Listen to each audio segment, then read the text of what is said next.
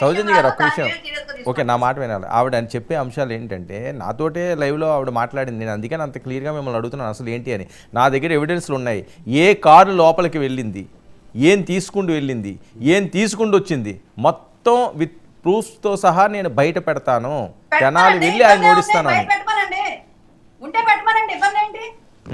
ఆవిడ ఏం చేద్దాం అనుకున్నా చేయమండి, మాకే ఇప్పుడు ఆవిడ ఏం చేయాలనుకున్నా చెయ్యొచ్చు, దానికేం ఇబ్బంది లేదు, ఎవరు ఆపరు.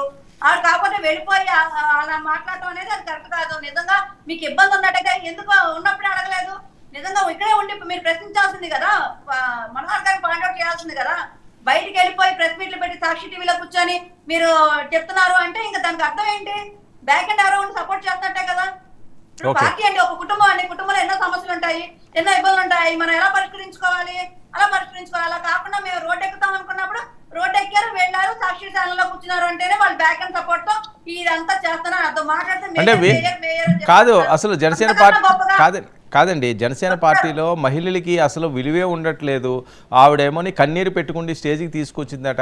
ఆవిడ లైవ్లో కూడా చెప్పిన అంశం ఏంటంటే, మా రావి సౌజన్య కూడా ఆవిడ కూడా కన్నీరు పర్యంతమయ్యి ఆవిడ కూడా బయటకు వచ్చారండి ఒక మీటింగ్లోనే చెప్తున్నారు. ఆవిడ నిజమా? 2019 విషయం చెప్పారు. 2019లో పవన్ కళ్యాణ్ గారు జనసేన పార్టీ తరఫున ఒక ప్రయోగం చేసిన క్రమంలో 579 ఎమ్మెల్యే అప్లికేషన్స్ వచ్చినాయి. ఆ ఎమ్మెల్యే అప్లికేషన్స్ అన్ని కూడా నేనే ఇచ్చాను.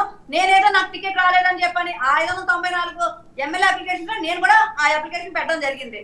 దానికి నార్మల్ గా పెట్టిన దానికి నేనేదో కళ్యాణ పరంపై బయటకు వచ్చానని చెప్పని ఆవిడ 2019 విషయం చెప్పడం, లేదా మొన్న చెప్పడం, ఏదైనా కొన్ని చిన్న చిన్న ఇబ్బందులు వచ్చినప్పుడు అధ్యక్షుల వారితో మాట్లాడే అవకాశం దొరికినప్పుడు ఎవరైనా మాట్లాడుకుంటాం.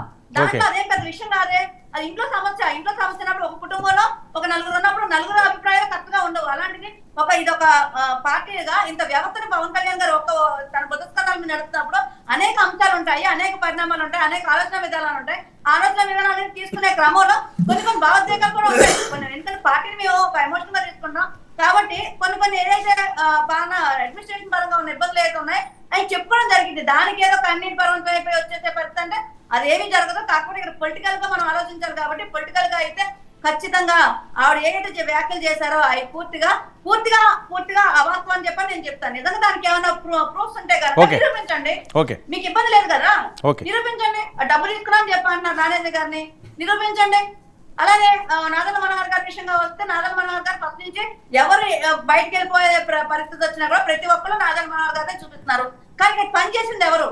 పార్టీ నిన్నాళ్ళు నడిపింది ఎవరు? ఈ పనిచేసే క్రమంలో అనేక ఇబ్బందులు ఉంటాయి. వాళ్ళందరినీ అప్పుడు ఆడే చెప్పారు, మళ్ళీ అనేక చాట్లు నాకు పని అప్పు చెప్పారు, ఆ పని నేను సమర్థవంతంగా చేశాను అని చెప్పని. అంటే మరి ఆ పని అప్పచెప్పే క్రమం ఉంది అంటే ఖచ్చితంగా పార్టీ దగ్గర తీసుకుందనే కదా అర్థం. కానీ మనకు ఓర్పు లేదు, మనకు టికెట్ కావాలి ఖచ్చితంగా. ఈసారి ఈ కూటమిలో మనం గెలవాలి అనే ఉద్దేశం పెట్టుకున్నారు కాబట్టి బయటికి వెళ్ళడం జరిగింది. నేను అనేది ఏంటంటే ఓర్పు ఉండాలి ఖచ్చితంగా. పెద్ద వాళ్ళే అంటే కళ్యాణ్ గారు కూడా త్యాగం చేయాల్సి వస్తుందేమో అనుకున్న పరిస్థితి ఉన్న ఈ పొత్తు సమయంలో అందరికి టికెట్లు వస్తాయని చెప్పి నమ్మకం లేదని ముందే చెప్పారు సార్. పవన్ కళ్యాణ్ గారు చెప్పింది త్యాగం చేయాలి, నమ్మండి, వ్యూహం నమ్మండి, ఈసారి నమ్మండి అని చెప్పి అంత ఖచ్చితంగా చెప్పారు. ఓకే సౌజన్య గారు. రఫీ గారు ఏంటి చంద్రబాబు నాయుడు గారు కుప్పం పర్యటన నుంచి శ్రీకారం చుట్టారు, ఏ రకంగా సాగుతుంది? మీ బ్యాలెన్స్ సీట్లు ఏంటి? రఘురామకృష్ణరాజు గారు ఏదో విజయనగరం నుంచి ఆయన ఎంపీ అట తెలుగుదేశం పార్టీ నుంచి, ఇవన్నీ నిజాలా లేకపోతే వార్తలు ఏమైనా షికారులు చేస్తున్నాయా? నమస్కారం సార్, మీకు అలాగే ప్యానెల్ ఉన్నటువంటి మిత్రులకి అలాగే 99 వీక్షకులందరికీ కూడా శుభ సాయం.